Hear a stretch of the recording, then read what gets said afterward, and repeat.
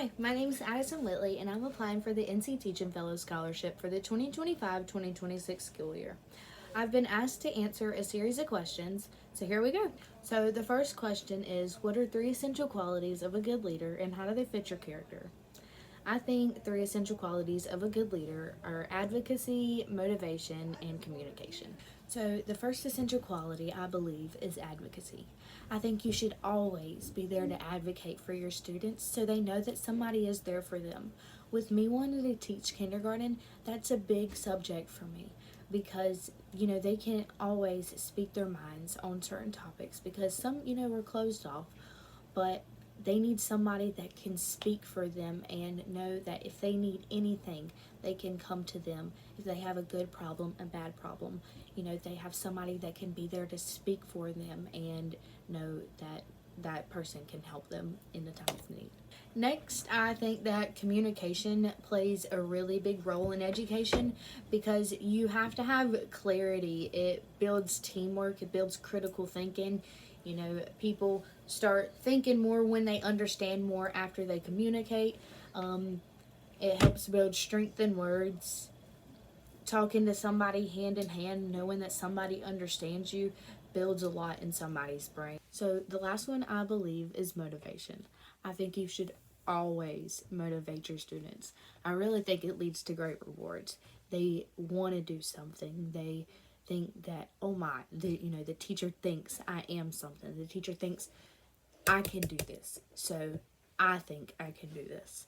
And I think that motivation, really applies into education. So the second question is, how do you keep a positive attitude amid challenging circumstances? So the way that I keep a positive attitude is I stop and I take a deep breath. And I ask myself, is this something that I can change or control? A lot of times we get worked up or amped up about things that we can't control, and that can take over your body very, very harshly, very mentally. But I think a lot of times we just need to calm down, slow down, and take a deep breath. Ask for help if it's something you think you cannot control, and get help and continue to try to make your future brighter. So the third question is, once you become a teacher, if you were to teach a lesson that your students didn't understand, what would you do? So if I were to teach a lesson that my students didn't understand, first I'd communicate with them, to see which ones they didn't understand, and probably break them down into smaller groups so they, aren't as distracted. I would give visuals and break down the topic further, and just be sure that they understand and can solve the problem correctly before I send them back, just to ensure that they know how to do it.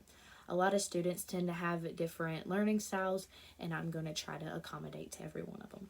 The fourth question is, what do you think it means to be a professional as a teacher in the classroom?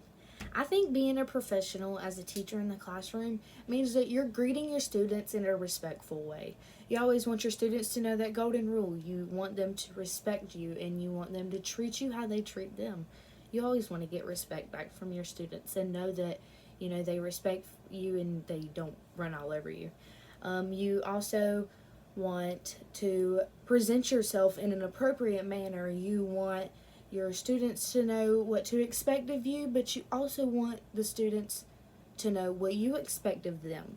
You want them to, do as you ask. And I also think that you should have stability in your classroom. The fifth question is, imagine you're retiring after 20 years of teaching. What do you hope students would say about your legacy? If I was retiring after 20 long years of teaching, I'd hope that students would say I was the teacher that they could come to. I was the teacher that taught them so much. I really hope they would say that I taught them something that they carried with them their whole life, and it is impacted on their future life now. Alright, so now for the conclusion. What excites you most about becoming a teacher? What excites me most about becoming a teacher is teaching little minds things that they will carry forever. With me really wanting to be a kindergarten teacher, a lot of kids don't go to pre-K, so teaching kids, some of the first things that they ever learn is really important to me. I also think teaching in general is very important, that it's the reason that we have all the knowledge that we have today. So I want to be a reason that, somebody has knowledge in the future. Next is, what makes me a fantastic candidate for this program? I think I'm a fantastic candidate for this program because I have a passion for teaching. I've wanted to do this for a really long time, and I really couldn't imagine myself doing anything else now. From running around in, the backyard, grading little fake papers for my cousins, being the teacher of the classroom, it just made me feel really important. And I think being a teacher is really important, and it'll make me feel special. And with me wanting to do this and not wanting to do anything else, I think that I'd be a good candidate to spend the money on. And lastly, what characteristics do you possess that make you an effective teacher? Characteristics that I have that will make me an effective teacher are the fact that I can complete tasks at hand in a timely manner.